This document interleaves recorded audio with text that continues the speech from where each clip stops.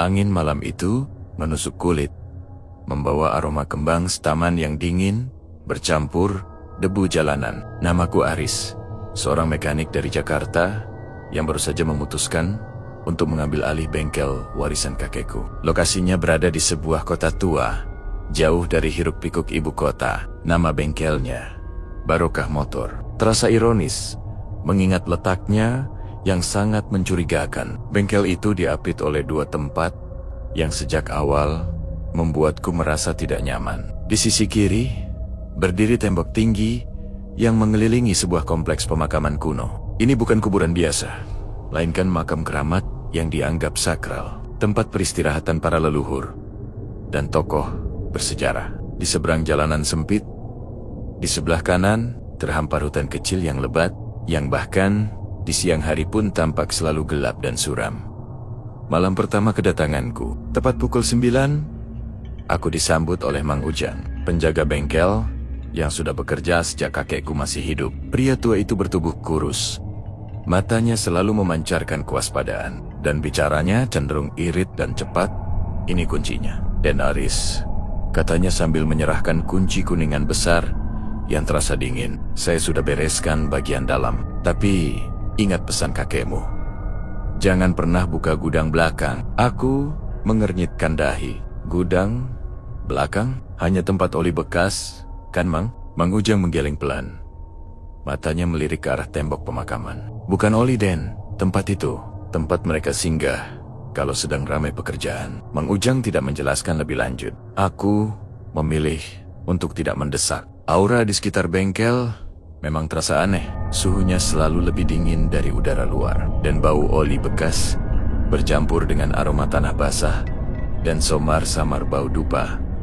Keesokan harinya, aku mulai bekerja. Bengkel Barokah Motor terasa sangat tradisional. Semua peralatan serba manual, dan penerangan hanya dari dua lampu neon tua yang terus berkedip. Pelanggan pertamaku adalah seorang bapek bopak yang motor bebeknya mogok. Motor saya aneh, Mas. Biasanya galak. Tiba-tiba mati total di depan makam keramat itu, ujarnya sambil menunjuk ke tembok. Aku mulai membongkar karburator. Saat tanganku menyentuh mesin, aku merasakan panas yang luar biasa, seolah mesin itu baru menempuh perjalanan ratusan kilometer. Padahal si bapak bilang motornya baru berjalan kurang dari 200 meter. Saat aku fokus pada perbaikan, tiba-tiba terdengar ketukan pelan dari arah tembok. Tok, tok, tok. Aku menoleh, tetapi tidak melihat siapa-siapa. Aku kembali bekerja, tetapi ketukan itu muncul lagi. Kali ini lebih dekat, seolah-olah berasal dari dalam blok mesin. Tok, tok, tok, tok. Tiba-tiba, tanganku yang memegang obeng seperti ditarik oleh kekuatan tak terlihat. Obeng itu menusuk jari telunjukku. Darah segar menetes ke blok mesin. Aduh, aku refleks menarik tanganku. Ajaibnya, saat darahku menyentuh mesin yang panas, motor itu langsung menyala sendiri dengan suara raungan keras. Vroom, vroom. Kunci kontak motor masih ada di tanganku, dan mesinnya belum selesai kurakit, si bapak langsung pucat. Sudah, Mas! Tidak usah dibetulkan, saya bawa pulang saja. Tanpa menunggu, ia mendorong motornya menjauh. Tidak peduli motor itu tidak bisa dikendarai, aku terpaku di tengah bengkel, menatap jari yang terluka dan mesin yang berasap tipis. Aku teringat ucapan kakekku, bengkel ini bukan hanya memperbaiki yang rusak, ia juga melayani yang tak kasat mata. Menjelang tengah malam, sekitar pukul 11, udara semakin dingin. Sebuah mobil sedan tua berwarna hitam kusam berhenti di depan bengkel. Mobil itu bergerak tanpa suara mesin sama sekali. Seorang pria berpakaian serba hitam dengan tatapan dingin turun dari mobil. Ia langsung bicara tanpa basa-basi. Motor saya butuh perbaikan total, katanya pelan. Mobil ini, Pak? Tanyaku. Pria itu tersenyum tipis. Senyumnya tidak mencapai mata. Bukan. Motor saya ada di bagasi. Ia membuka bagasi. Di dalamnya terlipat dan terbungkus kain kafan lusuh. Ada motor tua yang seluruh permukaannya tertutup lumpur kering. Motor apa ini, Pak? Kapan bisa diambil? Pria itu tersenyum lebar. memperlihatkan gigi kekuningan. Namanya si hitam. Tidak perlu buru-buru. Yang penting, ia bisa berjalan lagi saat mereka memanggil. Pria itu pergi secepat ia datang. Mobil hitam itu menghilang tanpa suara. Mang Ujang tiba-tiba muncul. Wajahnya khawatir. Dan Aris, kenapa motor itu di sini? Itu bukan pelanggan biasa. Itu motor dari dunia sebelah. Kakekmu dulu sering menerima pesanan seperti ini. Mereka membayar dengan cara yang tidak biasa. Aku menatap motor yang teronggok di lantai. Yang dinginnya menusuk. Aku kembali ke kamar di atas bengkel, mencoba tidur. Tetapi dari bawah, ku dengar suara gesekan rantai dan bisikan-bisikan asing. Aku turun. Saat mengintip, aku melihat motor si hitam sudah bersih dan mengkilap. Di sekelilingnya, ada beberapa bayangan hitam tanpa wajah yang sibuk menggutak-atik mesin motor itu. Mereka bekerja dalam keheningan total. Satu bayangan menoleh ke arahku. Matanya berkilauan merah. Sosok itu perlahan mengulurkan tangan kurus yang panjang ke arahku. Aku terkesiap mundur. Jantung berdebar kencang dan mengunci pintu kamar. Aku sadar bengkel ini beroperasi di bawah mandat yang sangat berbeda. Dan makam keramat di sebelahnya adalah kunci dari semua misteri ini. Aku tidak bisa tidur sepanjang malam setelah melihat bayangan-bayangan yang bekerja di bengkel.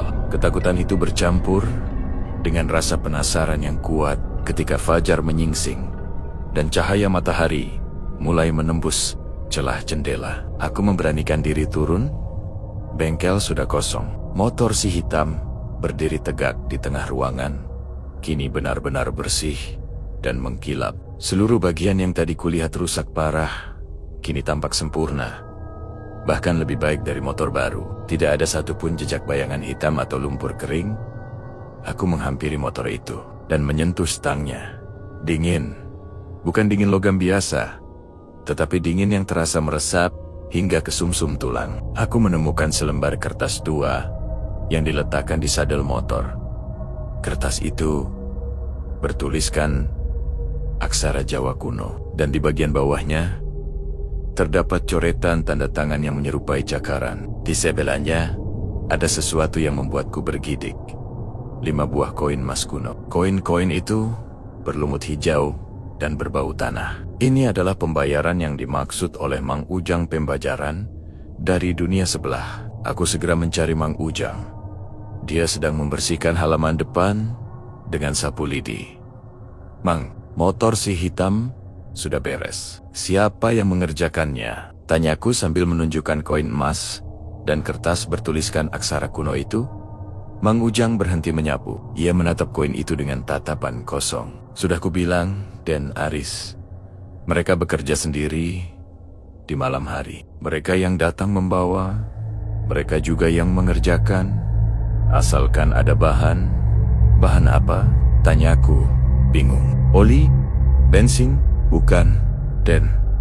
Bisiknya mendekat. Kakekmu dulu selalu menyediakan bahan khusus. Semangkuk kecil air ditaruh di bawah kolong motor yang sedang diperbaiki. Air itu harus dicampur sedikit. Darah segar. Aku langsung teringat kejadian kemarin sore saat obeng seperti ditarik paksa dan menusuk jariku hingga darah menetes ke blok mesin. Mengerikan. Itu bukan kecelakaan, melainkan ritual. Jadi, semalam darahku yang jadi bahan mereka? Tanyaku. Suaraku tercekat. Mang Ujang mengangguk pelan. Makanya, bengkel ini tidak pernah sepi, Den. Pelanggan dunia nyata bayar dengan uang. Pelanggan dunia sana bayar dengan koin kuno dan imbalan tertentu. Dia lalu menjelaskan bahwa kakekku dulu sangat terkenal di kalangan gaib karena keahliannya memperbaiki benda-benda yang seharusnya sudah musnah dimakan usia, atau bahkan benda yang sudah kembali ke tanah. Kakekku memiliki perjanjian, sebuah ikatan yang membuat para makhluk halus ini menjadi asisten di malam hari, asalkan ritual bahan itu selalu terpenuhi. Tapi, kenapa kakek melarang membuka gudang belakang? Desakku. Gudang itu adalah tempat penyimpanan, bukan spare part motor. melainkan persembahan yang lebih besar jika ada pekerjaan berat. Dan di sanalah Den, kakekmu menyimpan buku catatannya. Buku tentang segala peraturan dan perjanjian dengan penghuni makam keramat itu. Rasa penasaranku semakin membuncah. Aku harus tahu lebih banyak tentang perjanjian ini. Setelah maghrib, ketika Mang Ujang pulang, aku langsung menuju gudang belakang. Pintunya terkunci dengan gembok tua yang berkarat. Aku menggunakan linggis kecil yang kutemukan di bawah meja kerja. Setelah beberapa kali congkelan keras, gembok itu jebol dengan suara berderak. Udara di dalam gudang itu terasa pengap, sangat berat dan dingin. Bau dupa di sini sangat menyengat. Gudang itu gelap gulita. Aku menyalakan senter ponselku. Senter menyorot ke sekeliling ruangan. Di sana, bukannya tumpukan ban bekas atau botol oli, melainkan berbagai macam benda aneh, sesajen kering, kain-kain kuning, dan beberapa perkakas bengkel yang tampak seperti benda pusaka terbuat dari besi hitam yang sangat tua. Di sudut ruangan, di atas meja kayu kecil, aku menemukan sebuah buku bersampul kulit hitam tebal. Ini pasti buku catatan kakek. Aku membukanya. Halaman-halaman itu dipenuhi tulisan tangan kakekku yang rapi, tetapi isinya sangat mengerikan. 11 Juni tahun 1978. Motor bintang 3 dari Bapak S sudah selesai diperbaiki. Pembayaran 5 koin emas dan 1 ekor ayam cemani. Ayam itu ditaruh di kolong gudang. Jangan lupa ritual darah. Jika tidak, bengkel akan diambil alih. 28 Agustus tahun 1980. Motor si kuntilanak merah perlu penanganan khusus. Mesinnya bocor, darah segar. Minta 1 malam penuh. Persyaratan, lilin 7 warna, dan sisa potongan kuku mayat yang baru dikubur. Ini semakin berat. Semakin jauh aku membaca, semakin aku menyadari betapa dalam kakekku terlibat dalam dunia mistis ini. Bengkel ini bukan hanya bisnis, tetapi sebuah persembahan. Tiba-tiba, dari makam keramat di sebelah, terdengar suara gamelan yang sangat halus, tetapi iramanya terdengar pilu dan menakutkan. Suara itu semakin lama semakin keras. Dan kemudian, aku mendengar suara berdecit pelan dari balik buku yang kupegang. Ketika aku menoleh, senterku menyorot ke dinding gudang. Di sana, tertempel sebuah foto keluarga lama. Kakekku, nenekku, dan seorang anak kecil, mungkin ayahku. Tetapi, di balik foto itu, ada sepasang mata merah menyala yang bergerak-gerak, menatap tajam ke arahku dari celah dinding. Wajah itu mulai menyeringai, menunjukkan cici-cici taring yang runcing. Aku menjatuhkan buku itu dan berlari keluar gudang, membanting pintunya keras-keras. Aku tahu, dengan membaca buku itu, aku sudah membuka gerbang menuju perjanjian yang sangat berbahaya. Perjanjian yang kini menuntutku, cucunya, untuk melanjutkannya. Setelah menemukan buku catatan kakek dan melihat mata merah di gudang, aku menghabiskan sisa malam dengan ketakutan luar biasa. Aku tahu, aku tidak bisa lari. Bengkel ini terikat oleh perjanjian kuno. Dan sebagai pewaris, aku harus menanggungnya. Meninggalkan tempat ini berarti melanggar perjanjian. Dan aku yakin konsekuensinya jauh lebih buruk daripada bertahan. Pagi itu, aku memutuskan untuk mengikuti instruksi kakekku. Setidaknya, untuk sementara, aku harus memastikan asisten gaib di bengkel ini tetap puas. Agar mereka tidak mengalihkan perhatian buruk mereka kepadaku, aku mencari Mang Ujang. Aku tunjukkan padanya catatan kakek tentang ritual darah dan air. Mang Ujang menghela napas panjang. Bagus, Den. Kakekmu pintar menyimpan rahasia. Perjanjian ini harus selalu dipenuhi agar mereka tidak mengganggu bisnis kita yang nyata. Mereka butuh energi dan energi hidup. Hari itu terasa mencekam. Aku hanya menerima pekerjaan ringan. Motor yang hanya perlu ganti oli atau ban. Aku berusaha agar tidak ada lagi darah yang menetes. Namun, aku terus merasa diawasi, terutama dari arah tembok makam keramat. Saat sore menjelang, sekitar pukul 4, tiba-tiba, langit di atas bengkel menjadi gelap. Seolah-olah awan hitam tebal berkumpul hanya di atas barokah motor. Angin kencang berhembus, membawa bau busuk yang sangat menyengat bau, seperti bangkai yang sudah lama terendam air. Aku tahu, ini bukan pertanda baik. Tak lama kemudian, sebuah motor chopper besar yang dimodifikasi secara ekstrim memasuki bengkel. Motor itu hitam pekat. Bahkan knalpotnya tampak berkarat dan mengeluarkan asap tebal berwarna hijau muda. Pengendaranya adalah seorang wanita. Rambutnya panjang, acak-acakan, menutupi sebagian besar wajahnya. Ia mengenakan jaket kulit yang sudah usang dan robek di sana-sini. Ketika ia membuka helmnya, aku melihat kulitnya sangat pucat, dengan lingkaran hitam pekat di bawah mata. Ia tampak sangat lelah, seperti sudah berjaga selama berhari-hari. Wanita itu turun dari motornya. Gerakannya kaku dan sangat pelan. "Motor saya mogok," katanya. Suaranya parau dan bergetar, hampir seperti desisan. Di tengah-tengah makam keramat itu, ia menunjuk ke tembok dengan jari yang kuku-kukunya menghitam. Aku mendekati motor itu. Mesinnya tidak panas, justru terasa dingin sekali. Jauh lebih dingin dari motor si hitam yang kubetulkan sebelumnya. Ada cairan aneh yang menetes dari karburatornya, bukan oli, bukan bensin, melainkan cairan kental berwarna merah gelap yang berbau manis dan anyir. "Ini motor kenapa, Bu?" "Sepertinya bukan masalah mesin biasa," kataku hati-hati.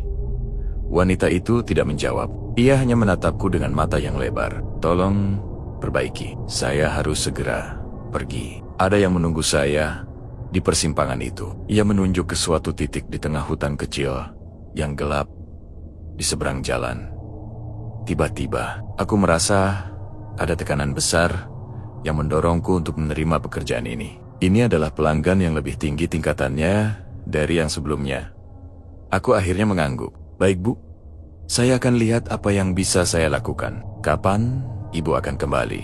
"Saya tidak pergi," jawabnya dingin. "Saya akan menunggu. Saya harus melihat sendiri perbaikan ini." Wanita itu duduk di kursi tunggu di sudut bengkel. Dia duduk diam, tidak bergerak, matanya terpaku pada motornya. Malam mulai turun. Aku tahu aku harus melakukan ritual itu jika ingin motor ini selesai tanpa insiden. Aku mengambil mangkuk kecil dan sebotol air. Aku sengaja mengiris kecil jariku yang masih belum sembuh total dari kejadian kemarin. 2 tetes darahku menetes ke dalam air, dan air itu langsung berubah menjadi keruh. Aku menaruh mangkuk itu di kolong motor wanita itu. Aku mulai membongkar mesin. Saat aku memegang kunci pas, aku merasa ada 4 tangan lain yang ikut memegang kunci itu bersamaku. Aku tidak melihat mereka, tetapi aku merasakan keberadaan mereka, dingin dan berat. Wanita di sudut itu tiba-tiba mengeluarkan suara tawa pelan. Tawa yang sangat mengerikan, tanpa emosi. Seolah-olah ia tertawa melalui celah-celah di tenggorokannya. Tiba-tiba, knalpot motor itu mengeluarkan asap tebal berwarna merah menyala. Bukan hijau lagi, dan dari asap merah itu muncul sebuah bayangan yang lebih jelas dari biangan-biangan di malam sebelumnya. Bayangan itu berbentuk manusia tinggi besar, mengenakan jubah koyak, dan memiliki sepasang tanduk melengkung di kepalanya. Sosok itu berdiri tegak di samping motor, menoleh perlahan ke arahku. "Kau pewaris yang baru?" Suara sosok itu bergetar, berat, seperti suara bel yang pecah. "Kami punya pekerjaan untukmu, sangat mendesak." Aku hanya bisa terdiam. Tubuhku membeku. Puncak konflik telah tiba. Aku kini berhadapan langsung dengan perjanjian gaib yang mengikat bengkel barokah motor ini. Tubuhku membeku di tempat. Sosok tinggi besar, bertanduk dengan jubah koyak itu, berdiri tegak di samping motor chopper. Asap merah dari knalpotnya miliak-liuk, seperti ular. Di sudut, wanita pucat itu masih duduk kaku. Wajahnya tak menunjukkan ekspresi. "Kau pewaris yang baru," ulang suara sosok itu, bergetar dan mencekam. "Kami butuh kau. Kau harus segera menyelesaikan motor ini." Malam ini juga, aku mencoba menenangkan diri. Mengingat pelajaran dari buku kakek, jangan pernah menunjukkan rasa takut dan jangan pernah menolak pesanan darurat. "Apa yang harus saya perbaiki, Tuan?" tanyaku, berusaha menjaga suaraku agar tidak bergetar. Sosok itu menunjuk ke motor dengan tangan yang panjang dan kurus. Motor ini membawa jiwanya. Jiwanya sedang terkunci di dalam karburator. "Lepaskan. Jika tidak, perjalanan kami malam ini akan tertunda. Dan ia akan murka." Aku menatap karburator motor chopper itu. Cairan merah gelap tadi bukan hanya darah, melainkan nyawa yang tertahan. Tugas ini bukan lagi memperbaiki mesin, melainkan melepaskan belenggu spiritual. "Ini motor dari makam keramat, bukan?" tanyaku. "Lebih dari itu," jawab sosok itu. "Motor ini adalah tunggangan penting bagi sang penjaga gerbang. Ia harus menjemput sesuatu yang berharga malam ini sebelum fajar tiba." Sosok itu kemudian mendekat. Bau busuk yang tadi kurasakan kini semakin kuat, bercampur bau belerang yang menyengat. Sosok itu membungkuk, dan matanya yang merah menatap langsung ke mataku. "Kakekmu, ia tahu caranya. Ia tahu mantra untuk membuka segel karburator. Cari di buku itu, di bagian yang dilipat." Perintahnya. Aku langsung teringat pada buku bersampul kulit hitam yang kujatuhkan di gudang. Aku harus kembali ke tempat yang penuh teror itu. Aku bergegas masuk ke gudang, mencari buku kakekku di tengah kegelapan. Aku mengambil buku itu, dan seperti yang dikatakan sosok itu, ada halaman yang terlipat rapi di bagian belakang. Aku menyalakan senter ponselku. Judul di halaman itu tertulis, "Prosedur pelepasan segel transportasi roh." Di bawahnya terdapat gambar karburator yang digambar detail dengan beberapa titik yang harus disentuh menggunakan peralatan tertentu. Sambil merapalkan mantra kuno berbahasa Jawa yang aneh. Mantra itu panjang dan harus diucapkan tanpa salah. Saat aku membaca, suara tawa serak yang sama terdengar dari balik dinding. Aku menoleh, tetapi kali ini aku tidak melihat mata merah. Namun, aku mendengar suara bisikan berulang-ulang. "Tinggalkan, tinggalkan. Kau bukan dia." Aku menepis ketakutan itu dan mencatat mantra itu di telapak tanganku dengan spidol bengkel. Kembali ke bengkel, aku melihat pemandangan yang lebih mengerikan. Sosok bertanduk itu kini berdiri di depan wanita pucat. Ia mengangkat tangannya. Tiba-tiba, tubuh wanita itu mulai berasap, dan dari mulutnya perlahan-lahan keluar untayan cahaya tipis berwarna abu-abu seperti benang yang ditarik paksa. Itu pasti jiwanya. "Cepat, ia hampir melepaskan diri," teriak sosok bertanduk itu. Aku segera mengambil obeng kecil dan kunci pas khusus yang tertera di catatan kakek. Aku mulai membongkar karburator. Tangan-tangan tak terlihat itu kembali membantuku. Gerakan mereka sangat cepat dan akurat. Saat aku mencapai titik yang dituju, sebuah lubang kecil di badan karburator. Aku merasakan tekanan udara yang kuat keluar dari sana. Aku segera menempelkan telapak tanganku ke lubang itu, tempat mantra tadi kutulis. Aku menutup mataku dan mulai merapalkan mantra yang kucatat di telapak tangan.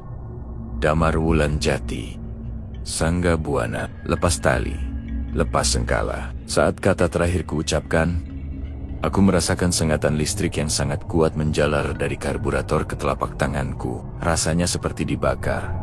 Was, sebuah cahaya putih yang sangat terang tiba-tiba meledak dari karburator. Ketika aku membuka mata, cahaya itu menghilang. Motor itu kini mengeluarkan bunyi mesin yang sangat halus. Karburator itu sudah kembali normal. Sosok bertanduk itu menghela napas panjang. "Puas, bagus, pewaris. Kau telah membuka jalannya," katanya. "Sekarang ia akan membayar." Sosok itu menoleh ke arah wanita pucat di kursi tunggu. Wanita itu kini tampak kosong. Sosok bertanduk itu meraih pinggangnya dan mengeluarkan sebuah kantong kulit tua. Ia melemparkannya ke lantai di depanku. Kantong itu terbuka. Isinya bukan koin emas lagi.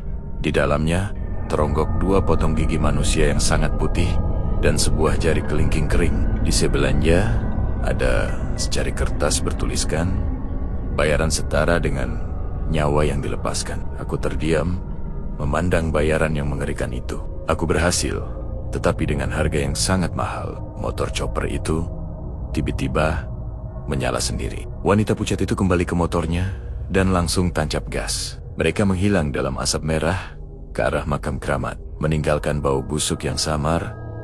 Aku berdiri di tengah bengkel, di samping tumpukan pembayaran mengerikan itu. Aku tahu, sekarang aku bukan hanya pewaris bengkel, melainkan juga penjaga gerbang yang baru. Setelah motor chopper itu menghilang, ditelan kabut merah, keheningan di bengkel Barokah Motor terasa memekakan telinga. Aku memandangi isi kantong kulit yang teronggok di lantai. 2 gigi manusia dan 1 jari kelingking kering. Tubuhku gemetar, bukan karena takut, tetapi karena jijik yang luar biasa. Aku telah melakukan pekerjaan yang melampaui batas kewarasan. Aku segera memungut pembayaran itu dengan hati-hati menggunakan kain bekas, lalu membuangnya ke tempat sampah logam di belakang. Aku tidak peduli apakah itu melanggar aturan mereka. Aku tidak mau menyimpan benda-benda menjijikan seperti itu. Saat aku kembali ke depan, Mang Ujang sudah berdiri di ambang pintu. Wajahnya terlihat lebih muram dari biasanya. Ia pasti merasakan energi yang baru saja melintas di bengkel ini. "Kau berhasil, Den Aris," katanya tanpa nada. Sosok bertanduk itu, dia yang menjaga gerbang makam keramat. Dia tidak main-main. Apa yang harus kulakukan, Mang? Aku tidak mau lagi ada pekerjaan seperti ini, kataku. Suaraku terdengar putus asa. Mang Ujang menggeleng. Kau sudah terikat, Den. Setelah kau membuka segel karburator itu, kau sudah resmi menjadi tukang kunci mereka. Kakekmu pernah bilang, jika kau menolak pekerjaan sejenis ini, energi bengkel akan berbalik menyerangmu. Pelanggan nyata akan pergi, dan semua barangmu akan rusak tanpa sebab. Mang Ujang lalu menjelaskan lebih detail tentang warisan ini. Bengkel Barokah Motor sebenarnya adalah sebuah penyeimbang. Makam keramat di sebelahnya adalah tempat bersemayamnya energi kuno yang terkadang membutuhkan sesuatu untuk dibebaskan atau diikat. Bengkel ini menyediakan jasa perbaikan benda-benda yang digunakan sebagai wadah oleh entitas gaib, seperti motor si hitam yang membawa arwah, atau motor chopper yang mengunci jiwa. Kakekku menerima takdirnya sebagai tukang kunci, dan Mang Ujang adalah asistennya yang hanya bertugas menjaga batas agar tidak ada yang melampaui kemampuan kakekku. Gudang belakang adalah batas itu. Apa isi gudang belakang sebenarnya? Tanyaku. Bukan hanya buku, Den. Itu adalah area ritual. Dulu kakekmu pernah menerima pesanan motor yang dikendarai oleh 7 hantu pengembara. Motor itu butuh perbaikan yang sangat besar, dan kakekmu harus menukarnya dengan sepasang mata. Kakekmu buta sementara selama 3 bulan setelah itu. Penjelasan Mang Ujang membuatku merinding. Kakekku tidak hanya berbisnis, ia bertaruh nyawa. Saat Mang Ujang pergi, aku kembali ke buku kakek. Aku membolak-baliknya lagi, kini dengan perspektif yang berbeda. Aku mencari cara untuk memutus perjanjian ini, atau setidaknya melonggarkannya. Di halaman terakhir yang sudah robek dan usang, aku menemukan tulisan tangan kakek yang nyaris tidak terbaca. Jika sudah tidak mampu, carilah jembatan 2 dunia. Tempat itu bisa memutuskan ikatan, asalkan kau tahu caranya menukar. Ini adalah kunci terakhir. Jangan pernah menukar dengan darah keturunan. Jembatan 2 dunia. Aku belum pernah mendengar nama tempat seperti itu. Aku memutuskan untuk menggunakan satu-satunya alat modern yang kumiliki untuk mencari tahu, ponselku dan Google. Aku mengetikkan kata kunci, jembatan 2 dunia makam keramat di mesin pencari. Hasilnya nihil. Tidak ada peta atau situs yang merujuk pada nama itu.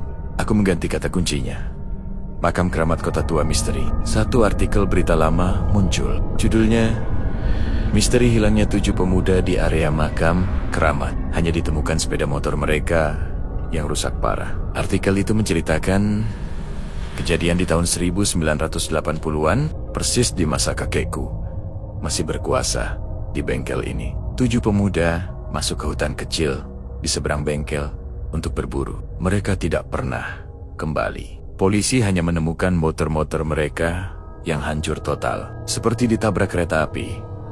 Namun, di bawah artikel itu, ada satu komentar dari seorang warga lokal yang menulis, 7 motor itu diperbaiki di bengkel sebelah makam. Itu namanya tukar guling oleh sang penjaga gerbang, menggunakan nyawa manusia sebagai kunci pembuka jalan menuju jembatan keseimbangan. Jembatan keseimbangan. Aku sadar, jembatan dua dunia hanyalah nama samaran. Nama aslinya adalah jembatan keseimbangan. Sebuah tempat di mana kehidupan ditukar dengan perjalanan spiritual. Tempat itu pasti terletak di suatu titik antara makam keramat dan hutan kecil di seberang jalan. Aku menatap keluar jendela. Hutan kecil di seberang jalan tampak semakin gelap, seolah-olah mengundangku masuk. Di sana, di dalam hutan itu, aku yakin jembatan keseimbangan berada. Dan di sana pula, aku harus mencari cara untuk memutus ikatan terkutuk yang diwariskan kakekku. Ini bukan lagi tentang memperbaiki motor. Ini tentang memperbaiki takdirku sendiri. Pagi itu, aku pamit pada Mang Ujang. Aku mengatakan kepadanya bahwa aku akan mencari petunjuk tentang warisan kakekku di kota sebelah. Mang Ujang hanya mengangguk pasrah. Ia tahu aku sedang mencari jalan keluar dari takdir yang mengikatku. Sore harinya, tepat ketika matahari mulai tenggelam, aku membawa senter dan kapak kecil. Tujuanku adalah hutan kecil di seberang bengkel tempat yang disebut sebagai jembatan keseimbangan. Melintasi jalanan sepi itu terasa seperti melintasi ambang batas. Saat kakiku menginjak tanah hutan, udara langsung berubah. Suhu turun drastis, dan bau tanah busuk kembali menyeruak. Suara serangga hutan hilang, digantikan oleh keheningan yang menyesakkan. Aku berjalan masuk, mengikuti naluriku, menjauhi bengkel. Pepohonan di sini sangat tua dan tinggi. Cabangnya melengkung seperti tenggen-tenggen raksasa. Setelah berjalan sekitar 15 menit, aku menemukan sebuah area terbuka yang aneh. Di tengah area terbuka itu, ada sebuah jembatan kecil, panjangnya hanya sekitar 3 meter, terbuat dari batu hitam yang ditumbuhi lumut tebal. Jembatan itu melintasi parit kecil, berisi air keruh. Ini pasti jembatan keseimbangan yang dimaksud. Saat aku berdiri di depannya, aku merasakan energi yang sangat kuat, seolah-olah semua kekuatan makam keramat berkumpul di tempat ini. Aku teringat tulisan kakek, asalkan kau tahu caranya menukar, jangan pernah menukar dengan darah keturunan. Saat aku maju, sebuah suara berat dan bergetar menyapaku. Kau datang, pewaris? Kau tidak bisa lari dari takdir ini. Sosok itu muncul dari balik pohon beringin tua. Itu adalah sosok bertanduk yang kukenal dari malam kemarin. Sang penjaga gerbang. Kali ini ia tidak membawa motor, tetapi ia memegang sebuah rantai panjang yang ujungnya hilang di dalam tanah. Aku datang untuk memutuskan ikatan ini, kataku lantang. Meskipun lututku terasa lemas, sosok itu tertawa serak. Memutus ikatan, konjol. Kau sudah ditandai. Kau sudah tahu rahasia kami. Satu-satunya cara memutus ikatan adalah menukarnya dengan nyawa. Kakekku bilang ada cara lain. Balasku menggertak. Aku tahu tentang tukar guling itu, tapi aku tidak akan menukar dengan nyawa manusia. Sosok itu terdiam. Matanya yang merah menatapku tajam. Apa yang kau tawarkan sebagai ganti kebebasanmu? Tanyanya. Aku tahu apa yang harus kutukar. Bukan darah, bukan nyawa, melainkan warisan itu sendiri. Aku mengeluarkan kunci kuningan besar milik bengkel barokah motor yang diberikan Mang Ujang. Kunci itu terasa dingin dan berat di tanganku. Aku menukar kunci ini, kataku. Mengangkat kunci itu tinggi-tinggi. Aku mengembalikan bengkel barokah motor kepadamu. Ambil alih seluruhnya. Lepaskan aku dari perjanjian keturunan ini. Kau bisa mencari pewaris yang lain, tetapi bukan aku. Sosok bertanduk itu tampak terkejut. Ia tidak menyangka aku akan melepaskan warisan yang berisi kekuatan spiritual itu. Bengkel itu adalah portal dan tempat servis mereka. Kau yakin? Yakin. Jika kau menolak, Aku akan menghancurkan kunci ini, dan seluruh bengkel akan hancur menjadi debu. Memutus akses kalian ke dunia ini selamanya, ancamku. Meskipun aku sendiri tidak yakin bisa menghancurkan kunci pusaka itu. Sosok itu menimbang-nimbang. Menghancurkan bengkel berarti mereka kehilangan akses berharga. Setelah keheningan yang sangat lama, sosok bertanduk itu menghela napas yang berbau busuk. Baik, katanya, berikan kuncinya. Perjanjianmu berakhir di sini. Kau bebas. Aku melemparkan kunci kuningan itu ke arahnya. Sosok itu menangkapnya dengan tangan panjangnya. Saat kunci itu menyentuh telapak tangannya, kunci itu langsung berubah menjadi debu hitam. Dan debu itu terbang menuju makam keramat. Pergilah, dan jangan pernah kembali. Jika kau menginjakkan kakimu di area ini lagi, kau akan menjadi buruan kami. Ancam sosok itu sebelum perlahan menghilang ditelan kegelapan hutan. Aku tidak menunggu lebih lama. Aku berbalik dan berlari sekuat tenaga. Keesokan paginya, aku mengemasi barang-barangku. Aku mencari Mang Ujang, tetapi ia sudah tidak ada di bengkel. Yang tersisa hanyalah secarik surat di atas meja. Dan Aris, saya tahu kau memilih jalan yang benar. Saya sudah kembali ke jalan saya. Bengkel ini akan kosong. Jangan khawatir, biarkan mereka yang menjaga gerbangnya. Mang Ujang, aku meninggalkan bengkel Barokah Motor, yang kini terlihat kusam dan terlantar, persis seperti rumah hantu. Aku pergi tanpa menoleh ke belakang. 1 bulan kemudian, aku membaca berita dari kota tua itu. Judulnya, bangunan tua di sebelah makam keramat ambruk misterius, diduga akibat tanah longsor. Aku tersenyum lega. Bengkel gaib itu sudah tiada, dan perjanjian terkutuk itu sudah kubatalkan dengan 1 tukar guling yang tepat. Warisan untuk kebebasan, aku kembali ke Jakarta, melanjutkan hidupku sebagai mekanik biasa, memperbaiki motor yang rusak karena oli, bukan karena jiwa yang terkunci. Tetapi setiap malam, saat aku mendengar suara mesin motor meraung di kejauhan, aku selalu terbayang asap merah, bau belerang, dan 2 mata merah menyala yang dulu pernah menatapku di bengkel gaib sebelah makam keramat.